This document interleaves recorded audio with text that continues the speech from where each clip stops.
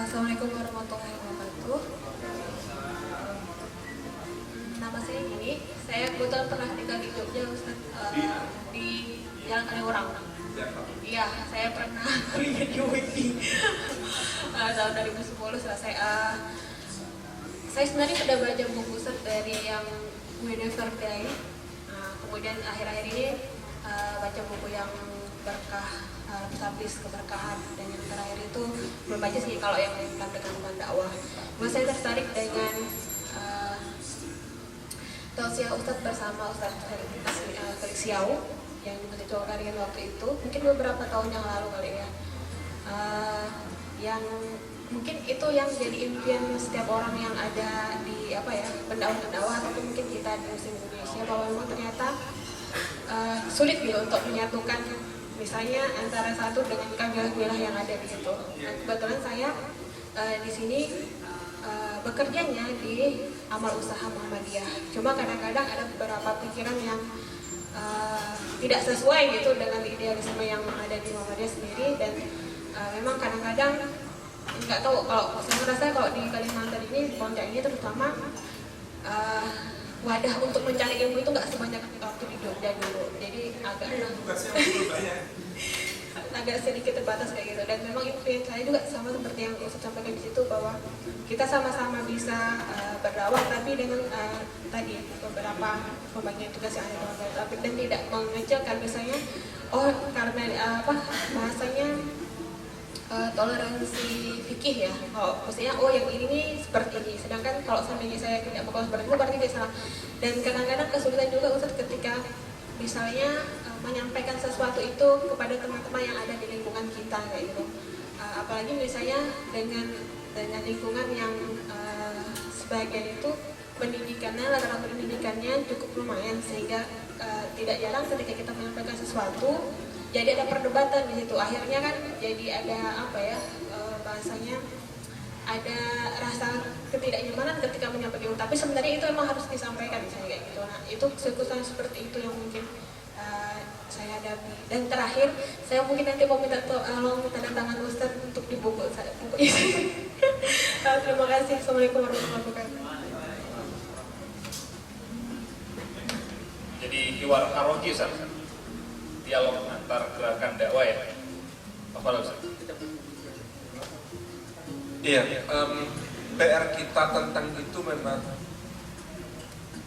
rumit, dalam arti bahwa hari-hari ini apa yang sekitar 20 tahun yang lalu sudah cukup teredam, banyak yang dipertajam lagi, banyak yang diungkit lagi sebagai hal yang berbeda, meski tentu saja dengan mungkin kemasan isu yang berbeda. Saya sering cerita kalau zaman kakek saya gitu ya, itu di Madura masih tega orang ngomong, oh di sini deh semuanya Muslim deh kecuali 3 pojok sana itu Muhammadiyah. Itu masih tega ngomong gitu. Jadi di sini Muslim deh semua kecuali 3 pojok sana itu Muhammadiyah. Itu masih tega ngomong gitu. Zaman bapak saya sudah sangat termoderasi ketika kemudian orang bisa bicara, lu kamu kalau cari istri, kamu kalau cari suami ya yang Muslim minimal Muhammadiyah gitu. Sudah agak berubah, artinya akseptabilitasnya sudah meningkat gitu ya. Yang dulu dianggap sebagai bukan bagian dari Muslim gitu ya, itu sudah menjadi bagian dari Muslim yang minimal. Artinya ada proses untuk semakin membuat itu nyaman, dan tokoh-tokoh kita sangat berperan besar di dalam membangun suasana itu. Saya cerita tentang Pak A.R. Fahrudin, bagaimana ketika beliau rahimahullah ta'ala berada pada kondisi memegangi satu pendapat dengan sangat keras, tapi kalau menyampaikan selalu smooth dan tidak menyakiti orang. Di Pak A.R. itu kayak saya Al-Albani dalam soal sholat tarawih, dia pegang hadis Aisyah. Karena Aisyah mengatakan, aku melihat sholat Rasulullah di malam hari qiyamul lailnya di Ramadan ataupun di luar Ramadan tidak pernah beliau sholat lebih dari 11 rakaat. Tapi jangan tanya padaku panjang dan bagusnya. Hadis Aisyah ini jadi pegangannya Syekh Al-Albani dan pegawainya Pak R. Mereka menetapkan maka qiyamul lail di Ramadan ataupun di luar Ramadan maksimal 11. Sementara para sahabat menyaksikan itu Rasulullah kalau di rumah memang 11 karena panjang dan bagus. Tapi kalau bersama sahabat beliau meringankan dengan cara memperbanyak rakaat. Karena kalau 11 bersama para sahabat itu berat. Ibnu Abbas kan pernah ngendap-ngendap ikut sholat Rasulullah di rumah. Jadi dia takbir ikutin Rasulullah. Habis Fatihah ternyata baca Al-Baqarah. Kata Ibnu Abbas, aku berharap Al-Baqarah selesai ruku, ternyata nyambung Ali Imran. Aku berharap Ali Imran selesai ruku, ternyata nyambung An-Nisa. Aku berharap An-Nisa selesai ruku, ternyata nyambung Al-Maidah. Aku berharap Al-Maidah selesai ruku, ternyata sampai Al-An'am. Baru habis itu ruku. Dari habis itu Ibnu Abbas kapok, gak ikut lagi sholat bersama Rasulullah di rumah. Mendingan ikut yang di masjid. Nah kalau di masjid Rasulullah itu meringankan sehingga memperbanyak jumlah rakaat, sehingga di kalangan sahabat pendapatnya adalah qiyamul lail, salat malam itu termasuk tarawih di Ramadan tidak ada batas jumlah rakaatnya. Yang penting lama, yang penting dinikmati dengan syahdu, itu aja. Nah tapi Pak R pegang pendapat dari Aisyah. Satu hari diundang ke sebuah masjid di Surabaya ngisi kultum tarawih. Begitu ngisi kultum tarawih, baru jamaah loh, ternyata alim beliau itu, ternyata orangnya berilmu sekali. Sudah nanti disuruh imami. Akhirnya beliau diminta menjadi imam salat tarawih. Pas mau jadi imam, beliau tanya kepada jamaah, Bapak Ibu sekalian, biasanya di sini 11 atau 23? Jamaahnya kompak jawab 23 gitu. Lalu Pak Air bilang, Bismillah, mudah-mudahan kita bisa laksanakan seperti kebiasaan kita. Allahu Akbar. Lalu beliau imami. Nah di masjid ini biasanya 23 rakaat, tapi jam 8 selesai. Ketika Pak Air jadi imam, sudah setengah 9 baru dapat 8 rakaat. Maka setengah 9 itu Pak Air menghadap hadirin bertanya, Bapak Ibu sekalian, kita teruskan sampai 20 atau witir saja? Jamaah kompak menjawab, witir. Akhirnya itu satu-satunya sholat di masjid itu sepanjang sejarah yang cuma 11 rakaat. Kata Gus Dur, gara-gara Pak AR diskon 60%. Artinya apa? Pak AR sangat teguh memegang pendapat, tapi cara menyampaikannya nggak bikin orang sakit hati, nggak bikin orang terluka, nggak bikin orang merasa salah gitu ya. Karena kalau diteruskan beneran jam 29:15 mungkin baru selesai gitu. Kalau Pak AR jadi ini cara bagaimana kita bersikap meskipun ada perbedaan pendapat yang tajam, dan kita harus memahami pola komunikasi orang. Kadang-kadang kita jadi tinggi gara-gara kita tidak memahami pola komunikasinya. Saya sebagai orang Jawa itu sukanya mencari persamaan dulu, baru nanti di belakang mengecualikan. Oh iya, memang begitu, udah panjang memang begitunya, ujung-ujungnya tapi itu Jawa, model Jawa itu begitu. Disamakan dulu frekuensinya, kalau sudah manggut sedikit baru dikasih tapi. Itu yang namanya gelembung Jogja. Istilah komunikasinya gelembung Jogja. Sangat berbeda dengan kawan saya Ustaz Syarif Ja'far Baraja. Modelnya la ilaha illallah. La ilaha illallah itu berarti enggak. Tapi ya Jadi pola komunikasinya beda, itu harus dipahami. Jadi kalau beliau mengatakan enggak, itu saya masih tetap tenang. Kenapa? Enggak itu nanti ujungnya mesti nanti sama kok gitu. Karena enggaknya itu di depan, yesnya di belakang. Beda dengan saya yang kemudian nyari persamaan dulu, baru nanti memberikan pengecualian kecil di belakang. Nah, memahami pola komunikasi seperti ini menjadi penting. Memahami terlebih dahulu, seperti Rasulullah Bani Rabi'ah, teriak-teriak nggak jelas gitu ya. Muhammad, mana yang lebih baik, kamu atau kakekmu? Mana yang lebih baik, kamu atau bapakmu? Ingat, bapakmu dan kakekmu menghormati berhala-berhala kami. Ingat, bapakmu dan kakekmu. Itu kan didengerin sama Rasulullah. Nggak langsung dibilang, apa gitu kan. Kalau orang Jawa itu, iya Pak. Nggak langsung dibantah. Dengerin dulu sampai tuntas. Begitu selesai ngomong, baru Rasulullah bertanya, apakah engkau sudah selesai ya Allah? Udah, capek, berondongan ngomong itu. Aku sudah mendengarkan kata Rasulullah. Maka maukah sekarang engkau mendengarkanku? Ya, Rasulullah bacakan ayat ini. Balik berubah sikap. Jadi orang-orang Quraisy mengatakan, demi Allah kami lihat Utbah bin Rabi'ah waktu berangkat dengan waktu balik beda. Waktu berangkat beringas menggugat Rasulullah, pulang itu mengatakan, kalian jangan memusuhi Muhammad. Kalau dia menang, kemenangannya akan menjadi kejayaan kalian. Kalau dia memang ditakdirkan binasa, biar dia binasa di tangan orang Arab yang lain. Jangan kalian, orang dia kerabat kalian sendiri. Beda banget. Jadi Rasulullah merubah seorang yang semula memusuhi minimal jadi netral. Minimal jadi netral. Kayak Utbah bin Rabi'ah. Dan netralnya parah. Sehingga perang Badar itu sebenarnya nggak mau berangkat Utbah bin Rabi'ah. Cuma ketika dia nggak mau berangkat, ada provokator yang cerdik namanya Abu Jahal. Utbah bin Rabi'ah dikirimi baju perempuan. Ya kalau nggak mau berangkat perang pakai itu aja gitu. Tersinggung. Maka berangkat perang mati paling duluan. Tragis nggak sih? Itu kalau didengar Anggi Umbara bisa jadi.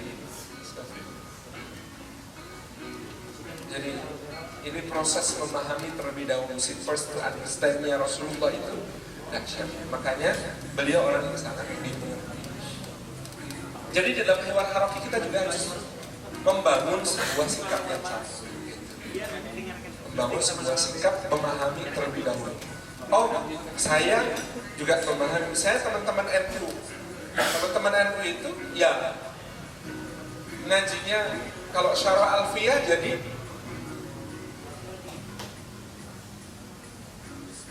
liraf'i wan nasbi wal jarina sholah ka'rif bina fa'inna nanal minah. Jadi jadilah seperti domirna.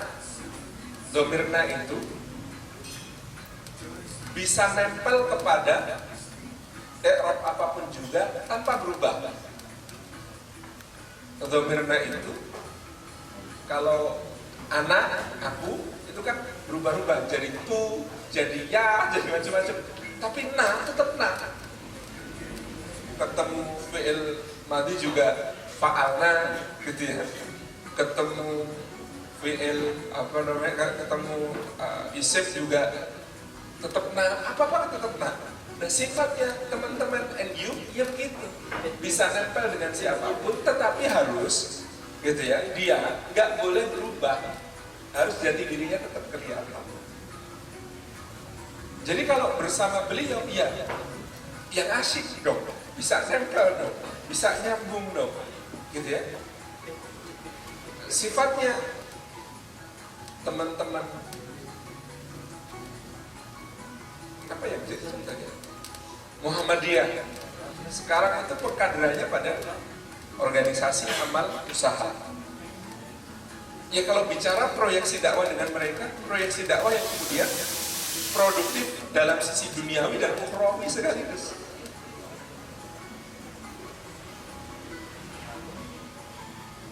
Kalau bikin proposal ke Timur Tengah bagus dan lain sebagainya. Ini harus ngerti miliunya masing-masing.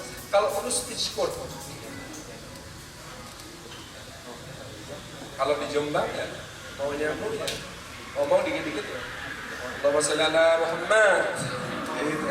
Ini speech code gitu, biar nyambung. Kalau di Jogja ya kita nyebut kalau Mbah Dahlan dulu. Nah, begini ceritanya.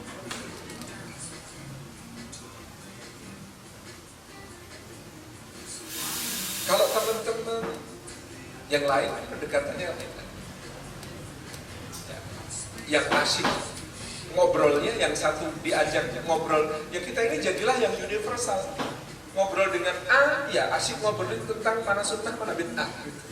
Ngobrol dengan B, ya harus asyik ngobrolin bahwa memang salah satu cara kita untuk mengembalikan kehidupan Islami adalah dengan mengikhtiarkan sebuah pemerintahan yang Islami sampai berujung kepada khilafah ala minhajin nubuwah seperti yang dijanjikan Rasulullah. ngobrol dengan. Jadi kalau saya sih pendekatannya mulai dari first understanding, nyambungkan dulu. Oke, ada kesepakatan hal apa yang bisa kita support buat mereka, dan hal apa yang kemudian mereka akan kontribusikan kepada dakwah ini. Ini perlu jiwa besar. Yang ngomong belum punya, gitu ya. Tetapi kita berproses. Saya berupaya untuk menempatkan diri menjadi murid bagi semua. Pengen berduet dengan semua. Ini sedang mengikhtiarkan nanti insya Allah buku duet dengan Ustaz Felicio. Doakan 2-3 bulan ini keluar. Kemudian nanti dengan siapa lagi sebagai bagian dari ikhtiar kita untuk menyambung semuanya di dalam satu gerakan yang berbaik-baik dan memperbaiki bagi Indonesia. Sekiranya Allah Al-Asal. Tapi minimal karena di situ diizinkan berdusta. Rasulullah mengatakan dusta yang diizinkan termasuk diantaranya adalah dusta untuk mendamaikan dua mukmin yang berselisih. Antum harus bisa mendudukkan di Bandar Muzaki ini misalnya Ustaz A dengan Kiai B. Ustaz dapat salam dari Kiai B. Masa orang beliau itu mengatakan itu anak muda salafi Wahabi kurang ajar. Masa sekarang kirim salam? Iya Ustaz, Masya Allah. Beliau itu kirim salam untuk antum. Beliau tahu ya, orang baru semangat pendidikan dari Timur Tengah, pastilah ilmunya luas. Masya Allah. Ketemu Kiai B, Ustaz dapat salam dari Ustaz A. Masa orang dia bilang saya Kiai Ali bin A kok? Masa sih gitu? Iya Ustaz, Masya Allah. Beliau itu menghormati antum di sini sebagai senior yang sudah membina masyarakat sekian puluh tahun, pasti fikih dakwahnya sangat wakil sesuai dengan apa yang dipahami oleh masyarakat di sini. Kapan-kapan semoga bisa ketemu ya, ya. Wah, ya ragu saya kalau. Tapi lama-lama, Ustaz, Insya Allah mau ditraktir Kiai ngopi, ada tempat kopi baru. Oh enak Ustaz, Bandar Muzaki namanya. Punyanya siapa itu? Ya tapi beliau pengennya ngopi di sana, makanannya juga enak-enak. Ada takoyaki, ada kedelai. Saya komentar, saya ingat film 9 Wali. Saya Siti Jenar lagi makan kedelai mentah. Masya Allah ya. Terus gimana, kapan itu? Nanti saya ngatur waktunya, Ustaz. Tunggu info dari saya Ustaz ya. Mau sama Kiai, mau ditraktir sama Ustaz A. Kopi di Bandar Muzaki, makanannya juga enak-enak. Di mana ya? Pokoknya Kiai, nanti saya atur. Ini. Datang semua duduk, makan bareng. Mulai ngobrol. Ternyata saudara dari kakek ke-6, gitu misalnya gitu ya. Kan bisa saja terjadi. Orang kalau sudah ngobrol, membuka, akhirnya ada hal-hal yang akan mempertemukan. Sudah akhirnya baik 90% perbedaan, tinggal 10% yang perlu diobrolkan di kesempatan berikutnya. Persoalannya adalah, tadi bilang ke Kiai A, ke Kiai B, Ustaz A yang traktir. Bilang ke Ustaz A, Kiai B yang traktir. Jadi siapa yang bayar? Yang bayar ya yang bohong, tanggung jawab gitu. Nanti bilang sama Ustaz, sudah ditraktir Kiai, Masya Allah. Kiai sudah ditraktir Ustaz, Masya Allah. Selesai. Kapan-kapan kesini lagi. Ya kita jadwalkan Kiai. Sambil saya nabung dan. Jadi ini ikhtiar harus kita. Saya bahagia sekali Ustaz Arifin Badri bisa ketemu Gus Idrus Romli, bisa ngobrol bareng, gitu ya. Jadi sebelum Ustaz Firanda ketemu Gus Romli di Batam, dengan setelah beliau bertemu beda jadinya. Jadi saya tanya Ustaz Farid Ahmad, jadi dulu pandangannya teman-teman kepada teman-teman NU itu kayak apa? Ya saya pikir dulu mupalin semua, tukang taklid, dan banyak terjebak dalam amalan bid'ah. Ternyata ada yang alim. Ya benar gitu ya. Kalau Ustaz Idrus Romli ditanya gimana pandangannya setelah bertemu dan sebelum bertemu, saya pikir semua Wahabi itu gullah, ternyata ada yang muktadil. Saya pikir semua Wahabi itu ekstrim, ternyata ada juga yang kemudian objektif. Jadi asik gitu, artinya makin lama makin ketemu insya Allah. Jadi ini ikhtiar ini yang harus kita lakukan, kita melakukan. Semoga Bandar Muzaki jadi tempat seperti itu, mengumpulkan, nyambungkan, ngobrolkan. Setiap ada siapa yang kesini, saya rekomendasikanlah nanti insya Allah. Kalau di Pontianak ke Bandar Muzaki, gitu ya, ketemu orang solih, orang solihah yang perlu segera dipertemukan juga. Gitu.